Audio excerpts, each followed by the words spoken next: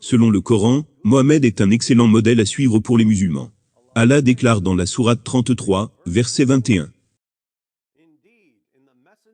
En effet, vous avez dans le messager d'Allah, c'est-à-dire Mohammed, un excellent modèle à suivre, pour quiconque espère en Allah, et au jour dernier, et invoque Allah fréquemment. Imaginez notre surprise, lorsque nous ouvrons les sources historiques les plus fiables de l'islam. Et que nous lisons passage après passage, proclamant que Mohammed, l'excellent modèle d'Allah pour les musulmans, a eu des relations sexuelles, avec une fillette prépubère de 9 ans. Sahih al-Bukhari 5133. Aïcha a dit que le prophète a écrit le contrat de mariage avec elle lorsqu'elle avait 6 ans et qu'il a consommé son mariage lorsqu'elle avait 9 ans. Elle resta ensuite avec lui pendant 9 ans, c'est-à-dire jusqu'à sa mort. Sahih al-Bukhari 5158. Urwa a rapporté, le prophète a écrit le contrat de mariage avec Aïcha lorsqu'elle avait 6 ans et a consommé son mariage avec elle alors qu'elle avait 9 ans. Et elle est restée avec lui pendant 9 ans, c'est-à-dire jusqu'à sa mort. Sahih Muslim 3481. Aïcha a dit que le prophète l'a épousée quand elle était âgée de 7 ans, et qu'elle lui fut amenée comme épouse lorsqu'elle avait 9 ans. Et elle avait ses poupées avec elle. Il est mort lorsqu'elle avait 18 ans. Sahih Muslim 3482. Aïcha a dit que le messager d'Allah l'a épousée lorsqu'elle était âgée de 6 ans. Qu'il a consommé le mariage avec elle quand elle avait 9 ans. Et il est mort lorsqu'elle était âgée de 18 ans. Sunan Abu Daoud 2121. Aïcha a dit, le messager d'Allah m'a épousée alors que j'étais une fillette de 7 ans. Sulayman, l'un des narrateurs dit, ou 6 ans. Et il a consommé le mariage lorsque j'étais une fillette âgée de 9 ans. Comment les musulmans vont-ils concilier l'affirmation du Coran, selon laquelle Mohammed est un modèle excellent à suivre pour eux, avec les faits historiques, que Mohammed a grimpé sur une fillette de 9 ans, alors qu'il avait plus de 50 ans? Il existe 3 approches fondamentales. Premièrement, il est devenu assez courant, ces dernières années, que les apologistes musulmans affirment que Aïcha était bien plus âgée de plus de 9 ans, lorsque son prophète a eu des relations sexuelles avec elle. Ils affirment que Aïcha avait 16, ou même 18 ans, lorsque le sceau des prophètes a brisé le sceau de sa virginité. Malheureusement, pour les partisans de la défense que Aïcha était beaucoup plus âgée, cette réponse ne fonctionne que dans une atmosphère d'ignorance totale. Si quelqu'un, qui n'a jamais lu les sources les plus fiables de l'islam, entend dire que Aïcha avait plus de 9 ans, il peut le croire. Mais en temps voulu, les personnes qui ont lu les sources les plus fiables de l'islam, interviendront, et souligneront que les sources les plus fiables de l'islam, affirment à plusieurs reprises, qu'elle avait 9 ans. Lorsque Mohammed a forcé son pénis à l'intérieur d'elle. Nous n'avons aucune source disant qu'elle avait 16, ou 18 ans.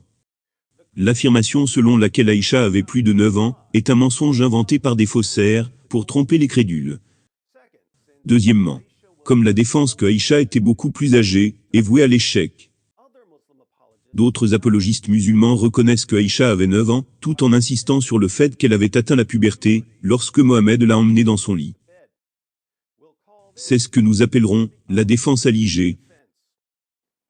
A girl who has reached the age of puberty at the age of 12 is an adult. If there's fluff on the muff, then she is old enough. A girl reaches adulthood when she starts menstruating, right? If there's grass on the pitch, let's play. That's why Islam came for all time. Because the Prophet Muhammad, peace be upon him, married her at 6 and waited for her to be an adult and menstruate to consummate. Does you not agree if there's fluff on the muff, then she is old enough? Why did he wait 3 years? This is really important. Because the fact he knew she was not sexually developed, he had to wait 3 years in order for her to become an adult, then to consummate. If there's grass on the pitch, let's play. Le problème avec la défense alligée est que, tout comme la défense que Aïcha était beaucoup plus âgée, elle est complètement fausse. Et ne fonctionne que dans une atmosphère d'ignorance. Aïcha n'avait pas atteint la puberté lorsque Mohammed a bousillé son enfance. Et l'islam autorise le mariage et les relations sexuelles avec des fillettes prépubères. L'affirmation selon laquelle Aïcha avait atteint la puberté, au moment où elle fut emmenée dans la maison de Mohammed, pour qu'il lui déchire l'hymen, repose entièrement sur des conjectures. Vous vous souvenez, d'après les passages que nous avons lus, que Mohammed a épousé Aïcha lorsqu'elle avait 6 ou 7 ans.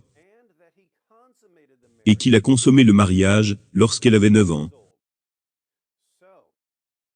Donc Mohammed a attendu 2 ou 3 ans avant d'avoir des relations sexuelles avec sa fillette épouse. Pourquoi a-t-il attendu? Eh bien, si vous êtes un apologiste musulman qui essaie de donner une tournure positive à une histoire déjà tordue, vous affirmerez que Mohammed attendait que Aïcha atteigne la puberté. The Prophet Muhammad, peace be upon him, if he was a pedophile, what they call, yeah, he would have married Aisha at 6 and consummate and say, look, I don't care. The fact that he waited 3 years is because of her well-being. Islam has come to protect the well-being of the girl. What Islam came down is not for one time, but for all time. That's why Islam is saying you cannot give it an age. La supposition ici est que, la seule raison de retarder une relation sexuelle avec une fillette épouse, c'est que tu attends qu'elle atteigne la puberté. Cette hypothèse est fausse. J'imagine qu'un homme de plus de 50 ans pourrait avoir des difficultés à pénétrer une fillette de 6 ans. Il aurait donc pu simplement attendre qu'elle grandisse un peu.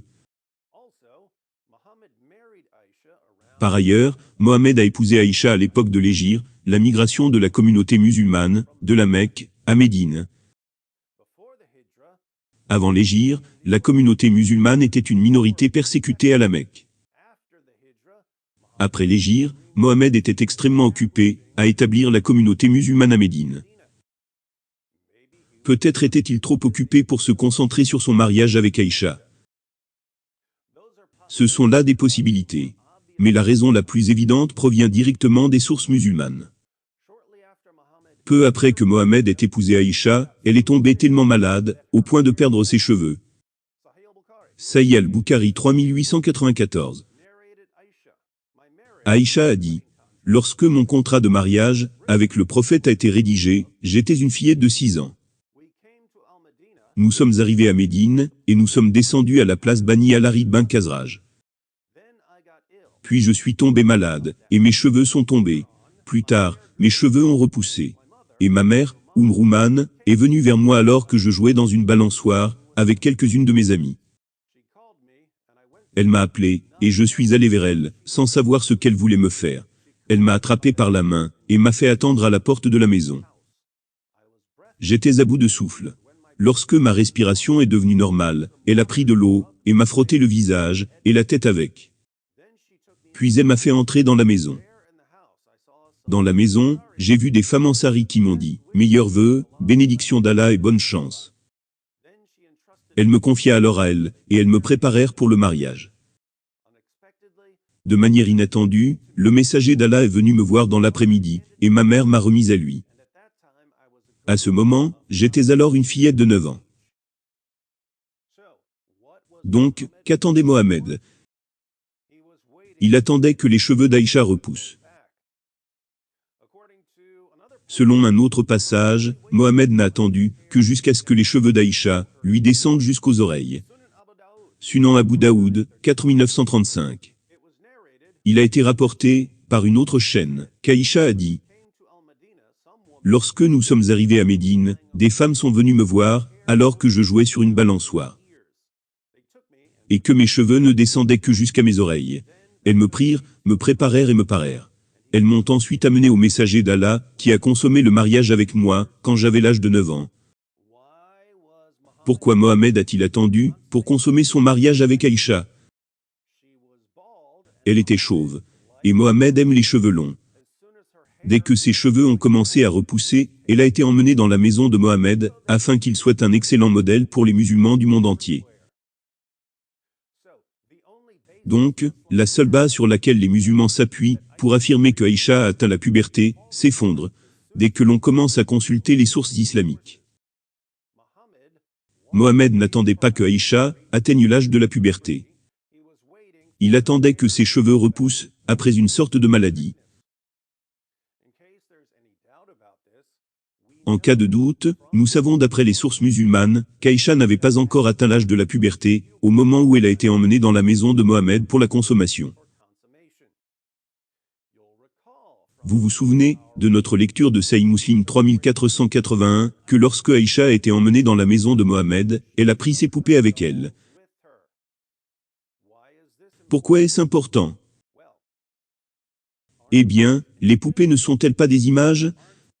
Et les images ne sont-elles pas interdites dans l'islam? Pourquoi Aïcha, l'épouse du prophète, la mère des croyants, jouait-elle avec des images interdites? Il s'avère que les filles prépubères étaient autorisées à jouer à la poupée. Parce que les filles prépubères n'ont pas encore atteint l'âge de la responsabilité morale. Mais ne me croyez pas sur parole. Sahih al-Bukhari 6130. Aïcha a dit: j'avais l'habitude de jouer à la poupée en présence du prophète, et mes petites amies jouaient aussi avec moi. Lorsque le messager d'Allah entrait dans ma demeure, elles se cachaient. Mais le prophète les appelait pour qu'elles se joignent à moi et jouent avec moi. Jouer avec des poupées et des images similaires est interdit. Mais cela était autorisé pour Aïcha à ce moment-là, car elle était une petite fille qui n'avait pas encore atteint l'âge de la puberté. Jouer avec des poupées est interdit dans l'islam. Mais cela était autorisé pour Aïcha, car elle était une petite fille qui n'avait pas encore atteint l'âge de la puberté. Et dans les sources islamiques, si tu veux dire qu'une fille n'avait pas atteint l'âge de la puberté, il suffit simplement de dire qu'elle avait encore ses poupées. C'est pourquoi Aïcha a souligné qu'elle avait encore ses poupées, lorsque son prophète a décidé de consommer son mariage avec elle. Que penser donc de tous les apologistes musulmans qui utilisent la défense alligée du mariage de Mohammed avec Aïcha? Ils ont honte de leur prophète. Et ils sont à la recherche de toutes sortes de messages positifs, alors qu'il n'y a aucun. Si Allah, par sa parole, et par l'intermédiaire de son prophète, voulait montrer aux futures générations de musulmans qu'ils ne pouvaient avoir de relations sexuelles avec une fille qu'après sa puberté, alors, Allah doit être le pire communicateur de toute l'histoire. Car le Coran dit exactement le contraire. Et Mohammed a fait exactement le contraire. La défense alligée est donc non seulement en contradiction avec les faits, mais elle insulte également Allah et Mohammed. Il nous reste donc la troisième défense musulmane, qui consiste à admettre qu'Aïcha n'avait que 9 ans, lorsque Mohammed a grimpé sur elle, et à admettre qu'elle n'avait pas atteint la puberté, mais à maintenir qu'il n'y a rien de mal à ce qu'un homme adulte ait des relations sexuelles avec une fillette prépubère de 9 ans. On appelle cela l'approche honnête, parce que c'est la véritable position de l'islam. Et la seule défense qui soit cohérente avec les commandements d'Allah dans le Coran et l'exemple de Mohammed dans les hadiths. Pourquoi les apologistes musulmans ne sont-ils pas plus nombreux à admettre simplement que leur Dieu autorise les hommes à avoir des relations sexuelles avec des filles prépubères, et que leur prophète a eu des relations sexuelles avec une fille prépubère? Comme toujours, si vous dites aux gens ce que l'islam enseigne réellement, et si vous leur dites la vérité sur Mohammed, personne ne se convertira à l'islam. Si vous voulez que les gens se convertissent à l'islam, vous devez mentir à propos de l'islam. Et n'oubliez jamais, aussi horriblement dépravée que soit cette position, elle est encore bien meilleure que ce que nous trouvons dans les commandements d'Allah et l'exemple de Mohammed. Même les dawaïstes islamistes trouvent leur prophète trop révoltant pour dire aux gens la vérité sur sa vie et ses enseignements. Alors, Mohammed est-il vraiment un excellent modèle à suivre pour les musulmans? Faites-moi savoir ce que vous pensez dans la section des commentaires.